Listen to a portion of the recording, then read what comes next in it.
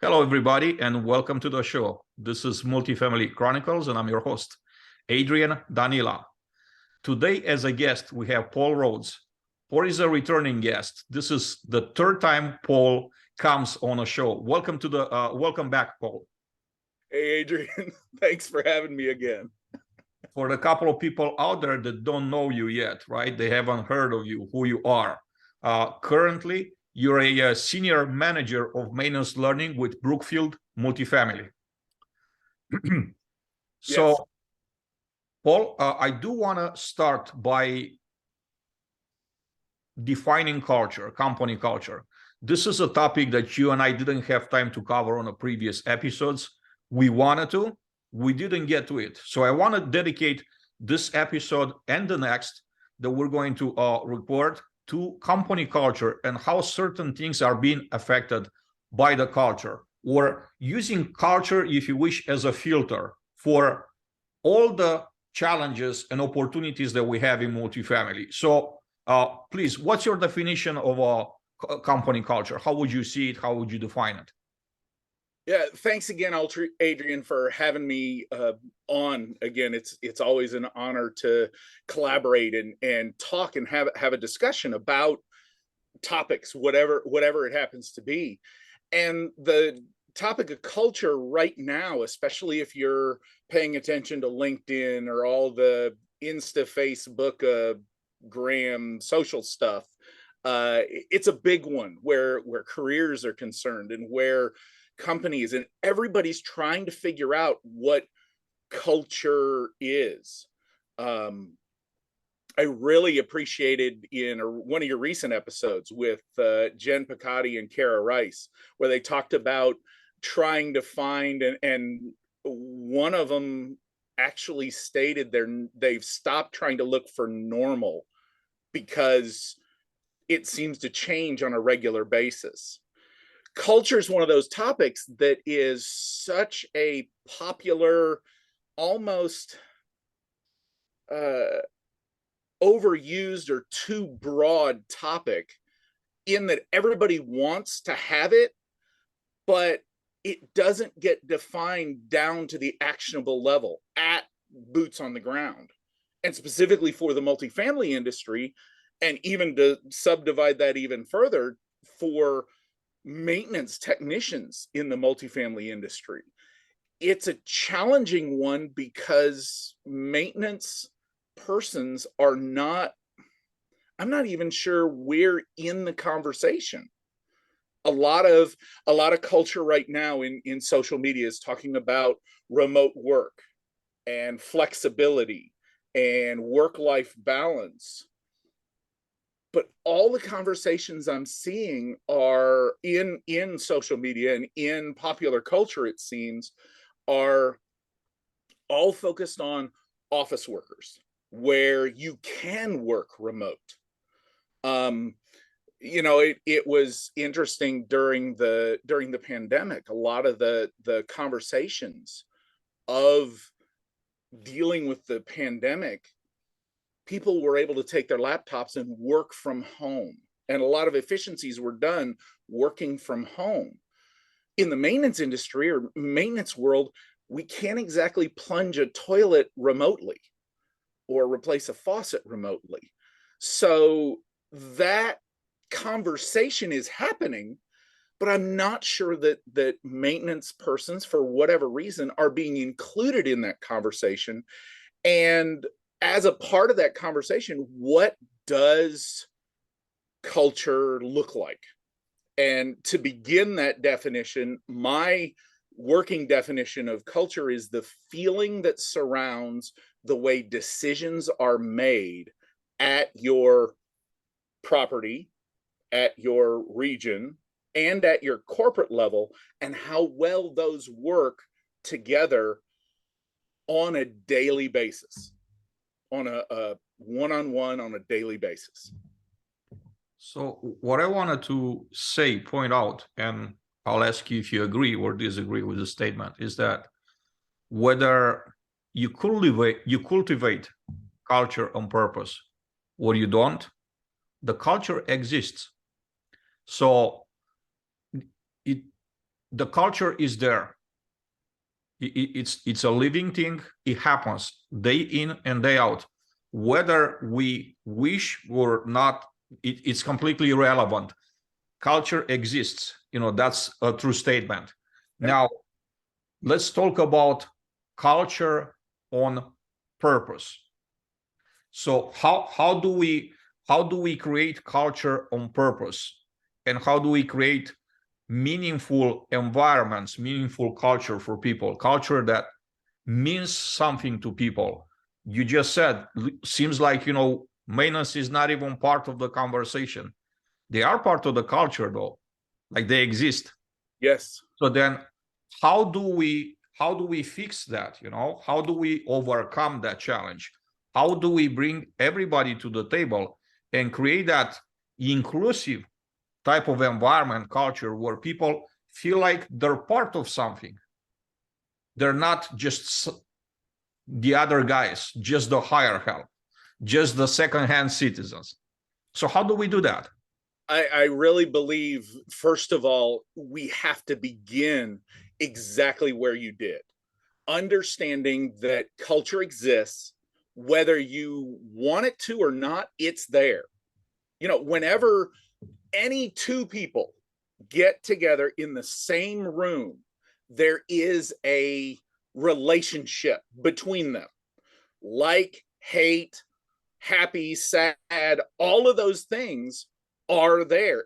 And we each as individuals in that relationship kind of have to decide what that relationship or what that culture is going to be, what that meeting between two people, to simplify it, is what it has to be.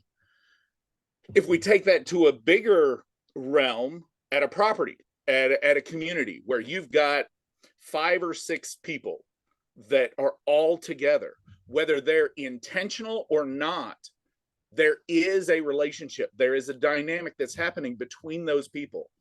And the first thing to do to affect or to move the needle on whatever that culture looks like is for everybody to agree that, first of all, it exists. I mean, it's just like time moves, whether you're paying attention to it or not. Time continues to move. Seconds tick, minutes tick, everything goes by. And all of a sudden you begin and look backwards and say, wait a second, I have spent weeks, months, years doing whatever. I've accomplished this. Is this that I've accomplished, first of all, is it what I set out to do, or did it happen by accident? And both accidental occurrences and intentional occurrences are valuable, because those are the moments that have shaped us. I think culture is the same way, to where culture, we can be intentional about it, or we can be accidental about it. To where some of the best relationships in my life, I didn't set out to, I want to get to know that person because they just look like somebody I want to get to know. No, it was kind of accidental or unintentional, or whatever ways you think those two people came together. My best friend, he and I we get together as often as we can in the same room, and we argue about things, but at the end of the day, we're still best friends. And I develop more because he argues with me. He develops more because I argue with him, and we respect each other enough to think about what the other person is saying with their viewpoint.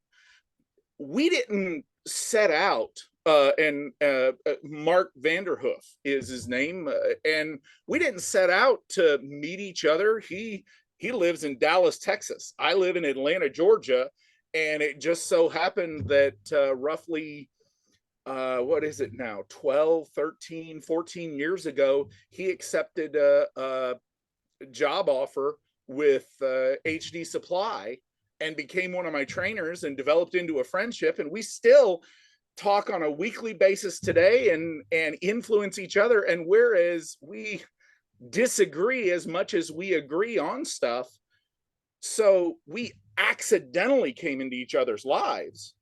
And yet we're intentional about the fact that if I've got an idea, I want to bounce it off of somebody. So we're intentional about that. On our properties, if we say that culture, first of all, if we say that it's important, and that is the beginning point, if we say it's important, then on one hand, we need to know what kind of culture we're looking for. I think it might be a mistake at a property to say, this is exactly what we want. This culture inside this box here. We want to be this thing and this thing only, so that we only intentionally work towards that little definition of what is ideal at our property, ideal at our community. We have to leave a little bit of room for those accidental things. Because the culture at a property, the culture at a community is made up of, going back to that simple relationship, or definition, it's made up of the relationship and the dynamic that occurs intentionally or accidentally between those 2, 3, 4, 5, 6 people. So the beginning place is recognizing it does exist, recognizing that we have an effect on it, and allowing a little bit of accidents to intrude, and with the intent of always making the best of what those accidents are. Then we need to define what type of effect we want to have on it, correct? Yes. Yeah. That's the intentional part. Oh. You know, I think that intention part is absolutely critical. Recently on LinkedIn and a couple of books, and even a couple of sessions or videos I've seen, people were trying to define happiness and how does one get to be happy? I'm a very big believer in that intent part. You know, if I want to be happy, if I want to be satisfied, if I want to, I have to set my sights on that, not as just a goal, but as a way of being. And it's kind of a decision thing. Likewise, at a property, if we want to have a good culture, recognize it exists, and secondarily, decide that it's going to be a good one. And then we kind of have to define what good looks like. I'm thinking. So intention, but intention is critical, like you said, but it's not sufficient. No. We have to act on our intention. Once we define what the intention is, what do we want to get out of it? What do we want it to look like? The next thing is, how do we take action? What needs to happen to have, as a result, the desired outcome, the desired culture, the one that we desire? Disagreement here? Do you agree? No, I agree completely with you. We begin with intention, but intention and happiness are intention to do something. That's the thought, that's the directionality. But until you begin moving, in other words, until we begin doing, the intention is still theory. It's still in the cloud, so to speak. It's not performing any action.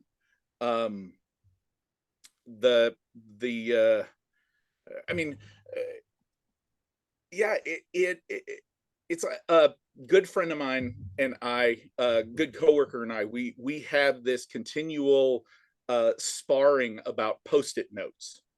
You know, the little Post-it notes that we all end up having that we use, or we've seen them on the property, and I'll confess I have them. Obviously, I just held one up, but on a day-to-day working basis, I also confess I hate them, because how many times, from a maintenance standpoint, how many times does our office get a work order, a request from a resident of something that needs to be repaired? It gets written on a Post-it note, and then that Post-it note sits on a desk or gets dropped or fallen or forgotten until 4:58 on Friday afternoon. It gets found, and suddenly the service request appears in our service request system, or that at 4:58, and yet the original request was called in Tuesday at I don't know, 3 in the afternoon, and here we are about to go into a weekend. The intention in this analogy, that's kind of the Post-it note, because it doesn't get fixed until it becomes an official notification to maintenance to pick up their tools and go fix the whatever it is. It doesn't happen until it happens.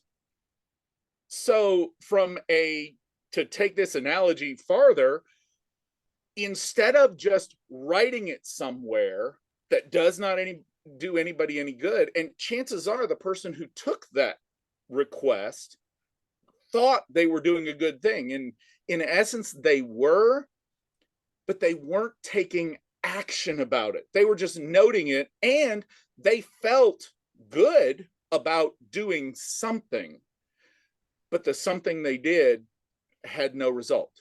There was no action behind it.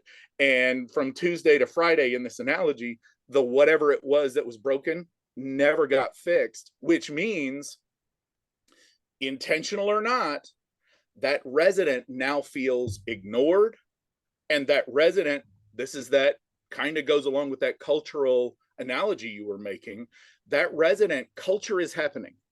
The resident feels ignored, disregarded, and not only that, on the bigger scale of things, the work culture, through only keeping it as an intention, our maintenance technician who is going to fix it is already behind the 8 ball. They're already in a bad situation because the resident answers the door with, "Where have you been?" And maintenance looks at their phone or their work order and says, "I just got this 3 minutes ago. I'm responding quickly." And the resident says, "I called Tuesday. This whatever's been broken for 4 days." So that's an example of, if we don't treat culture as an intention, then culture is going to happen. Those relationships are going to happen. And how we recover those relationships, how we maintain those relationships, that's a part of our work life that we all have to be aware of. Paul, I want to pick up on something that you said earlier on about your friendship with Mark, about your debates and how the best ideas win, right? You didn't say it that way, but then, you prove him wrong, he proves you wrong, you both grow. Yes. So this brings a very important topic in regards to culture. Yeah. It's having a culture where ideas are what's being debated, not people. In other words, he only has value if he comes from someone at the top. So basically the person that ranks higher has the ultimate word, or they're always right. So when it comes to culture, they're the ones to have the last word. They're gonna decide, like, this is how we're going to handle it. So there's a part of management that says, okay, I am in charge, and I also have a responsibility to make sure, but it doesn't mean that the person in charge has to always be right. Correct. Let's take it a step further above, corporate level. Corporate, you and I both been in corporate for a number of years. We don't know what's happening on site 100%. We know of what's happening on site. In most cases, the expertise is right there. We don't have enough expertise to make a decision. That's personal experience. If you disagree, please, say so. Because So the best way to identify and understand the problem, not necessarily the solution, is to start by asking what the problem is. People on the ground, the doers, right? Getting them involved in a decision and actually put some weight into what they have to say. So what is the value of a culture of ideas where conflict is present, not a personal conflict, but a conflict of ideas? What's the value for building that type of culture? The value needed, I think what you're asking is, what value do we need to have in order for that culture to work in a functional environment? I think the question is it value in a culture where a conflict of ideas it's allowed and it's actually valued, right? Is there any value, and what is the value? Like how do we see the benefit of having that type of culture? I think there's two things come to mind when you bring that up. One is that there has to be respect and there has to be trust. Kind of encapsulating this, seeing the only social media I'm on regularly is LinkedIn. And on LinkedIn, there's a lot of posters and memes and notes that kind of, I think, oversimplify one of the things that we're dancing around a little bit. And that is the difference between a leader and a manager. All of the memes, the posters say, you should be a leader, but not a manager. You should be a leader, but not a boss. And they're kind of making that contradiction.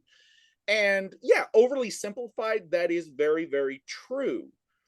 The thing I think that's missed is sometimes, not all the time, but sometimes we need somebody from a higher altitude or from a higher elevation or position or seniority or experience to just say, you do that, and the you goes and does that with no feedback, no nothing. The analogy I heard in this concept is your kids. You have children, I have a child, and if I see my daughter going towards the stove with a burner on the eye, there is no time that with the burner that is on hot, there is no time for best idea wins in that situation. There is no idea for, well, you see it's red. What do you think that means? And if it means that it's hot, do you think it would feel good or bad if you touched it? No, there are times when it's, you don't touch that, period. No debate, no nothing. There are times that have to be that. Now, in order for that to work, my daughter has to trust that I have her best interest at heart. And I have to trust that she's going to immediately do what I'm asking of her. To that, in our analogy or our discussion here, at a property, yes, corporate or regionals managers in our typical hierarchy, regional managers are not at the property every day. They can't be, because if they could be, they would be the property manager. But their role is elevated above that. And there are times that the regional manager says, look, we need to raise the rents by $50 a month. I'm making completely things up, but the regional says we need to raise the rents by $50 a month. Or regionals and regional maintenance says we need to complete 50 more work orders this month, period. There's no time for, well, you did 60 work orders last month. Now you're still behind by 150 in order to make things up. How do we do it? No, we need it done. They set the goal, and there has to be that trust at the site level of, okay, there's a reason why they're saying that. There's a reason why that is a need. And at the site level, there has to be that reverse trust to the regional. I've set a goal for you. You can achieve it. Now, how all of that happens, that's where that respect comes in. as somebody at the site level, I respect my regional for the fact that, one, they have the title. That means I would hope they had the experience to know how we're going to implement it, set goals that are rational and realistic based on all of the factors that are included there.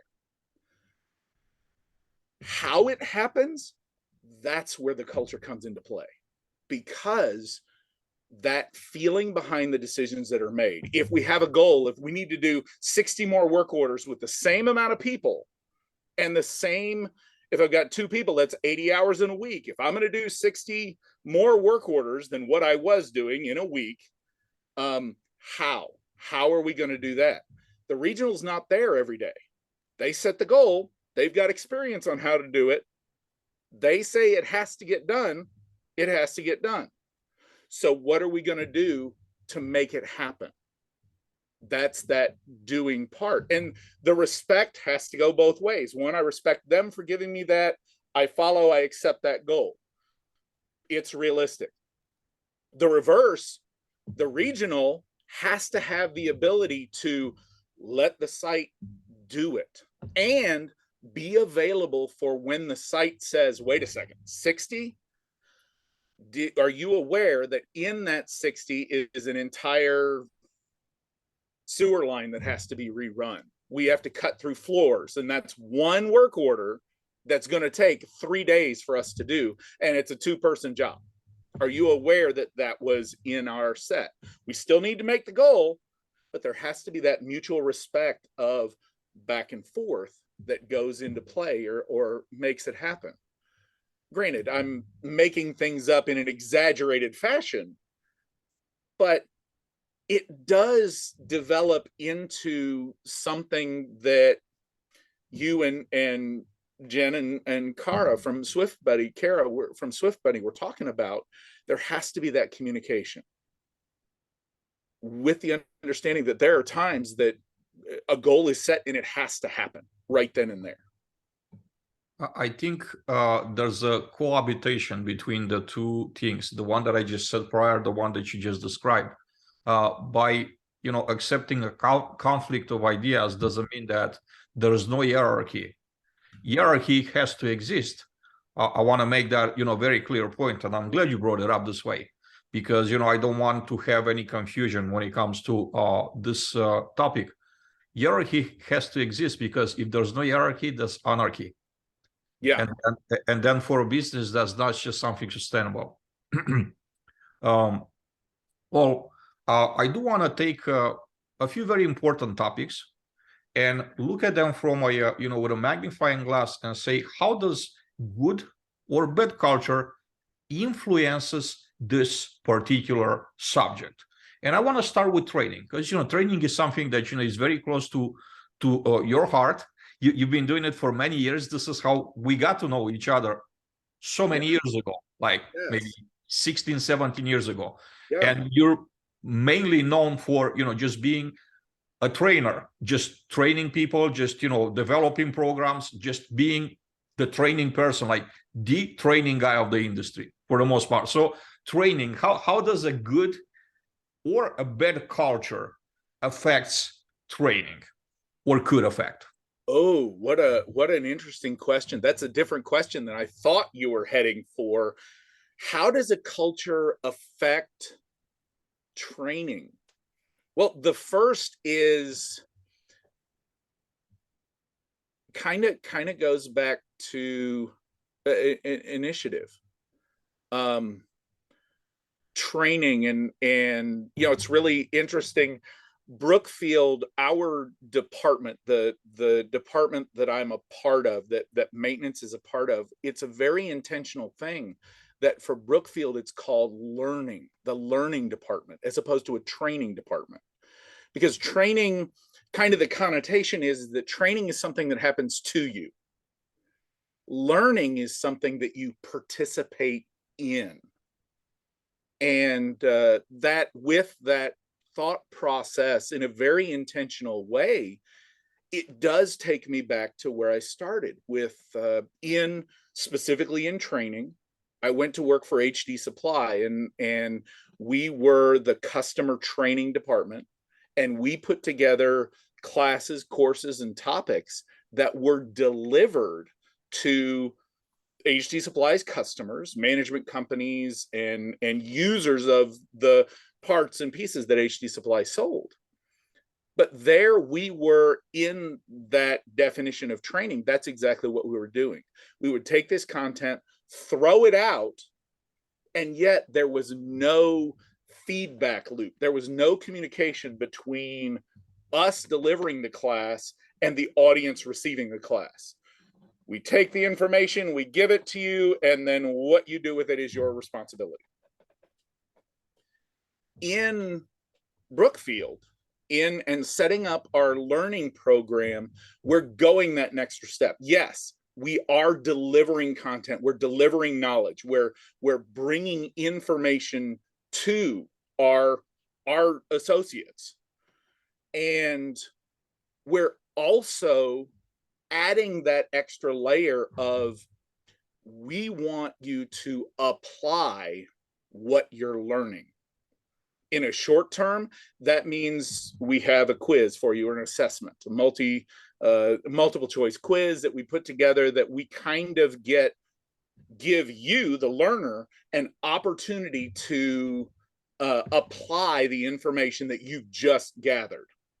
Secondary to that, and this is where it kind of gets into the bigger picture of the culture, we're developing our corporate areas, are very specifically our regional engineers and our regional directors, as people to follow up on site. In other words, a big case in point is safety program. We have a safety program that's delivered on a regular basis, that it has those parts to where there's the knowledge delivery, and then there's a test or assessment and interaction with it afterwards.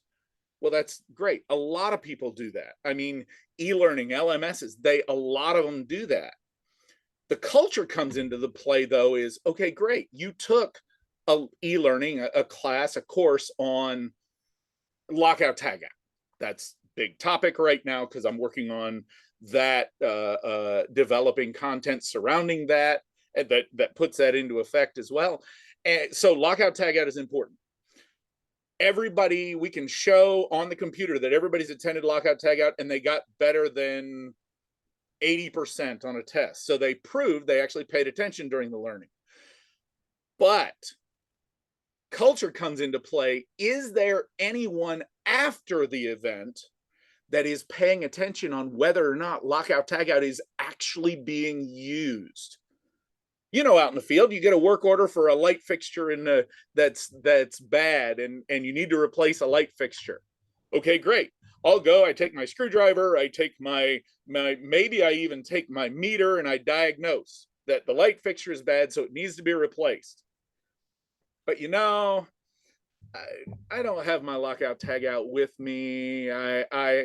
It'll actually take me longer to go to the shop and get the lockout tagout than it would for me to actually just turn the breaker off, replace the light fixture, and put it up, and then turn the breaker back on. And really, who's gonna know? That's the part there. That is a practical example of culture is the feeling that surrounds the decisions that are made. The decision in that maintenance technician's mind is that I can do this, get away with it, and I'm done faster. However, from a corporate standpoint, faster is important, safer is better.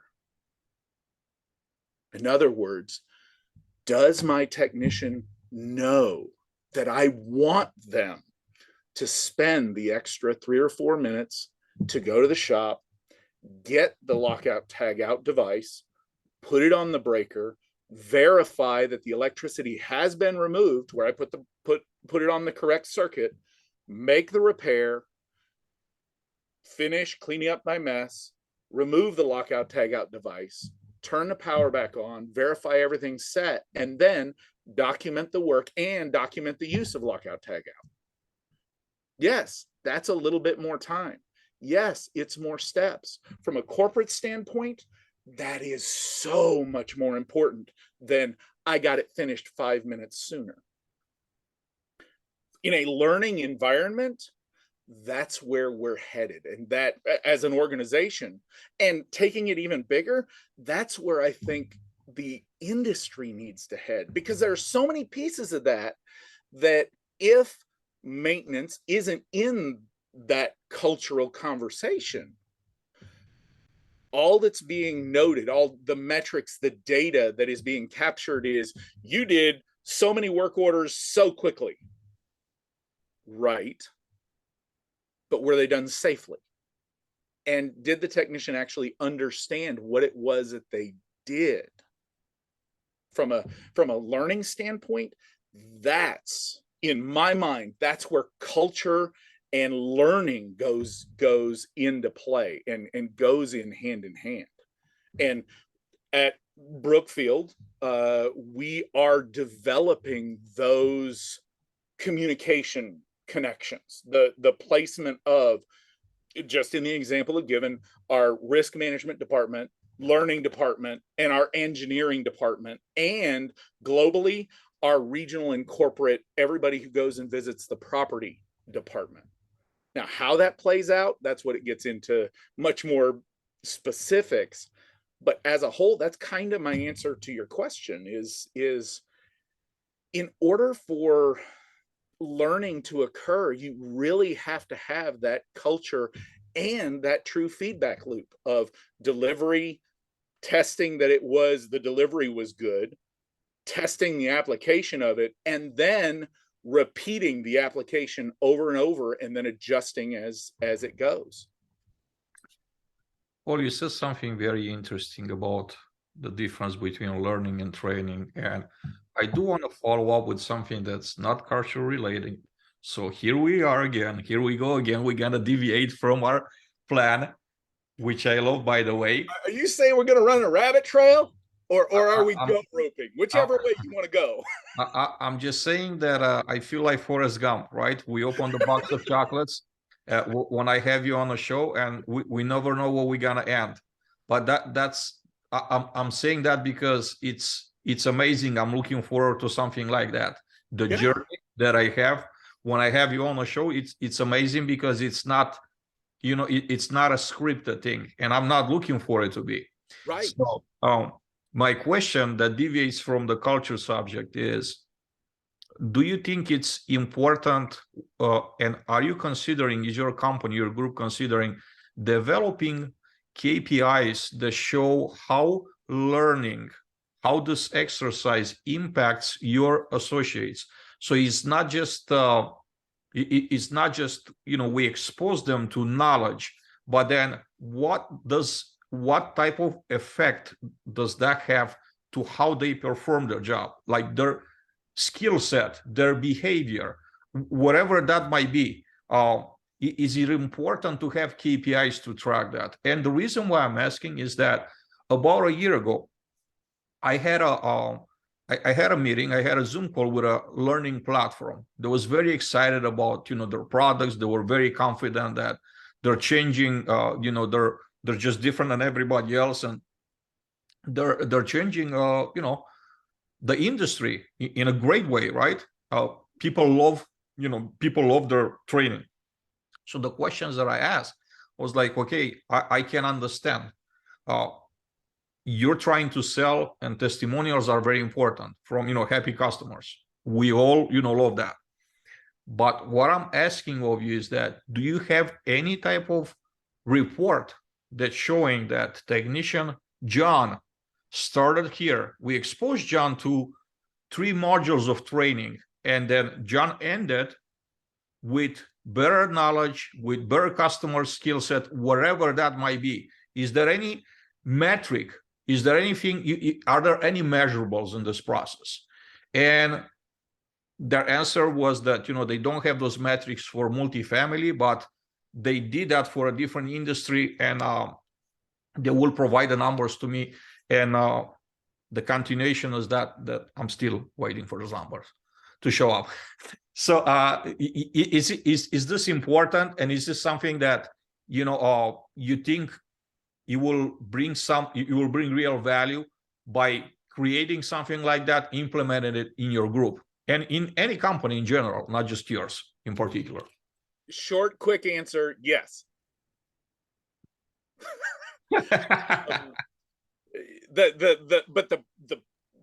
The challenge, as I can see that, kind of goes back to other discussions you and I've had of okay, great, we're looking to see if we have KPIs or we have metrics of being able to show Jane is a maintenance technician and her current skill level is here, and Jane, after X amount of days, her skill level is here.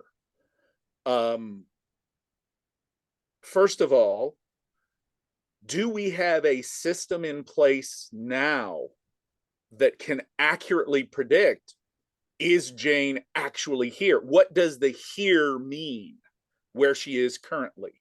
Is it a title? Is it a proficiency? Is it a type of system or something there? To begin with, I'm not sure we have the ability to create a meaningful baseline.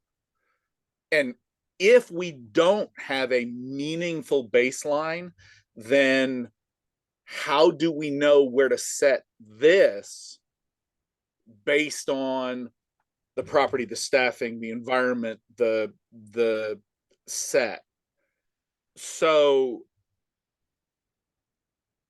yes, it's important. Yes, we need metrics. And the tracking of completion, that's an easy thing. You can do that with any element. You could do that on an Excel spreadsheet. You could do that on clipboard and pen. We did it for years. I can remember working for a management company that had this was late 90s. I remember working for a management company that actually developed what they called a training passport, to where they gave you this little notebook, and every class you took, you got a sticker and you put it in there, and you were supposed to keep notes, and they kept everything on a big spreadsheet to where they could show that they had delivered this much content. But to my knowledge, even back then, nobody was tracking a change in behavior. I almost think, and I'm thinking while I'm talking, I almost think that those KPIs in the short term, until we get what you propose to the company there, in the short term, we're going to have to look at what we're already tracking. The easy one is work order completion. Really and truly, the easy one is work order completion. But even that is fraught with challenges, meaning, what's the age of the property? What's the environment of the property? What has happened before, from the time the property was built until now? Meaning, what typically happens when a property sells, if it changes hands, when the property goes on the market, typically the maintenance budget is dropped to the floor, because we need to keep the financials and we need to keep the money looking good until the sale happens. And then the sale happens and the new owners come in, and the first thing the new owners do is begin whatever the buying strategy was for that community, for that property. And a lot of times that is a sudden increase in money. There's a budget now for parts, for the ancillary stuff, for the things that got dropped during the sale process. So if the sale process took 6 months and we dropped preventive maintenance, that means we've got 6 months of extra aging on our equipment, where we haven't been in every unit, we haven't done or performed those tasks, and that deferment affects how the building responds, which that also shows a spike in work orders. So does that spike in work orders mean that our maintenance team members, if we're using that as a metric for our learning, does that mean our maintenance team members are not learning? That's the good and the challenge that we have. Short answer, yes, metrics are important. That's how you prove what you're doing. That's why one of the biggest things that we're doing at Brookfield is every class we're having an outcome assessment, even if it's just a written on paper test, and gonna be linking that to behaviors that we can have. Yes, behaviors are a little bit soft. They're not they're challenging to chart on a plot on a spreadsheet, but we should be able to see changes in behaviors that will eventually result in decreased work orders, increased resident satisfaction over time, which is going to pass whether we pay attention to it or not. I think what I'm looking for here is really just not a complicated system of, tracking, I guess, 5-10 characteristics, just something really basic to show the impact, other than just someone stating that, hey, we found this useful. Of course, that's extremely important, because if the person doesn't find that meaningful, it's kind of for nothing, right? For us. So that's also important. But then creating some very basic, baseline, as you said, KPIs to be able to just kind of see, hey, is this impactful? How impactful is it? I think it's helpful. Oh yeah, it's completely. I agree with you, and it just by nature it has to be simple. Yeah, it has to be something simple, because if it's not simple, it's not going to happen. Yeah, it could look pretty in a bar graph or a pie chart or an Excel spreadsheet. It could look beautiful and gorgeous, but if it's not simple, nobody's going to put it in or implement it. I think there's so much power in simple. It's probably the most powerful thing that I ever learned. And what really helped me throughout my career was learning how to look at things and break them down in simple pieces that even my 15-year-old son would understand without a lot of push, without a lot of explanation. Because if you could break it down and deliver it at that level, like, everybody will understand. So we don't have to make things complicated. If they seem complicated, find a way to break them in simpler things and just approach it that way. Paul, very engaging and amazing conversation so far. We didn't steer away too much from our initial plan, which is not good or bad, but it's very fascinating. I do want to thank you for taking the time, and we will pick up where we left in the next episode. How does that sound? Sounds fantastic. I'm in. So sign me up. Let's go. Everybody, thank you very much for watching us or listening to us. This is Adrian Danila, your host. I have here Paul Rhodes, my guest. This is Multifamily Chronicles, and we hope to see you back here soon. Stay tuned for the next conversation with Paul coming up.